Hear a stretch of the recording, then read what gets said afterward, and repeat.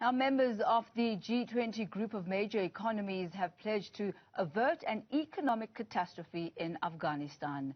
The virtual summit came as the UN urged world leaders to put billions of dollars into the Afghan economy.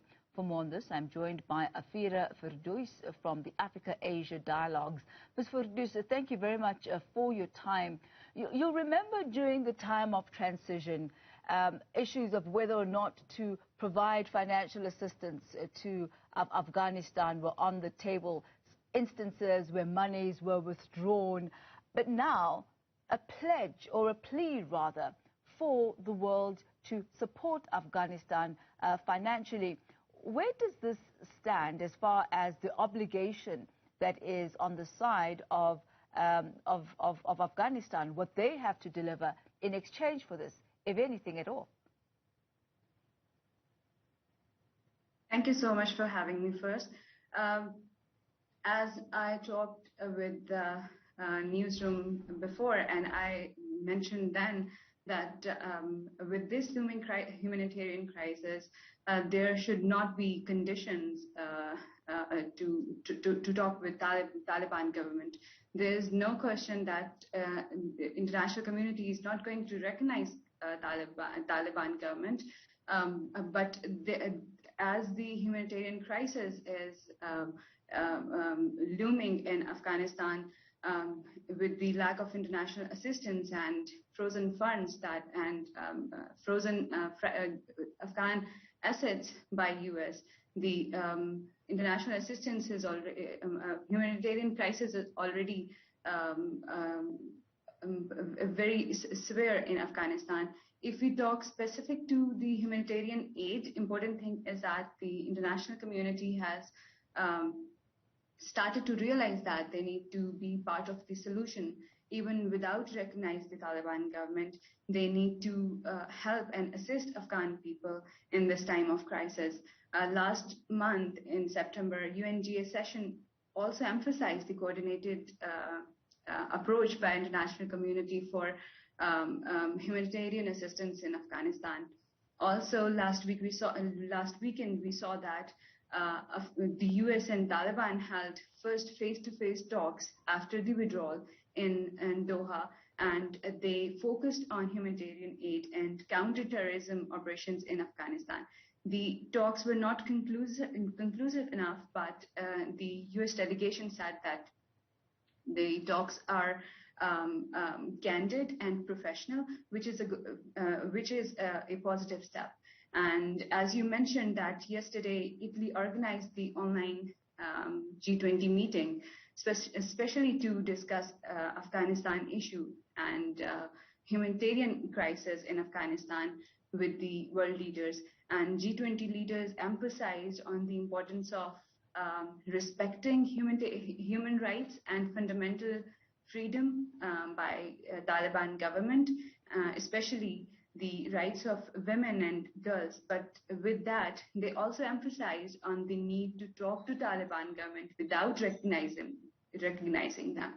Also, last month, the SCO summit in Dushanbe, the regional countries like Pakistan, China, Russia, and Central Asian states, Iran and India, among other observer members of SCO, also discussed that it is very important that regional countries also help Afghan people to get out of this crisis situation. Talk to us, Afeera, about the type of challenges that people in Afghanistan are facing right now. I guess most importantly, the most important issue for people of Afghanistan currently is the lack of international assistance with regards to humanitarian crisis. As we know that with the Taliban takeover, US and IMF froze Afghan assets abroad and the assistance or funding that was already pledged to Afghanistan. Afghanistan is facing major economic collapse right now. Prices of food and other essential commodities have risen even as the banks, most banks remain closed. On the other hand, the UN has reported limited access to cash and possible food shortages in upcoming days. Apart from food shortage, there is a lack of medical supplies in the hospitals across the country. There is a drought-like situation in different parts of Afghanistan, and upcoming very harsh weather would be another challenge to deal with. Moreover, Afeera, I'm wondering, one of the key concerns when the Taliban came into power is how they were going to be treating issues of women specifically. And there have been reports that have been reported in some international media, for example, of a man who was whipped and flogged because he was dressed in Western clothing and because they suspected that he may be gay. There was also a report of men who were hung in the square for people to behold, as well as men whose faces were painted black and displayed in the squares for the community to jeer at them because they were said to be thieves. Now, those are all the type of issues that the West was concerned about, the way that the Taliban would be governing and ruling of Afghanistan. How are reports of that nature likely to affect the beneficiary relationship between the Taliban as well as the G20? You're right. Unfortunately, Taliban has not yet delivered what was or is expected, especially on the human rights and girls' education. We have not seen necessary inclusion of women from Taliban in the government as they pledged when they took over Kabul. On the other hand, there are still confusion on how to give women a required role in job market. Though in some cases, we have seen women coming back to their jobs, but the number is very low.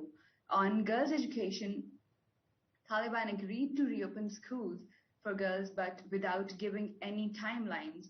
They also announced that girls will be educated in segregated schools from boys. Taliban government is repeatedly asked about these issues. Recently, Afghan foreign minister said that they need more time to address such kind of issues such as girls' education and women's rights. So definitely that is going to affect their negotiations or talks with the West, either with European countries, G20 and US. Afeera Firdous, thank you once again for putting the Afghanistan and G20 situation in perspective and the way ahead. There she is from the Africa Asia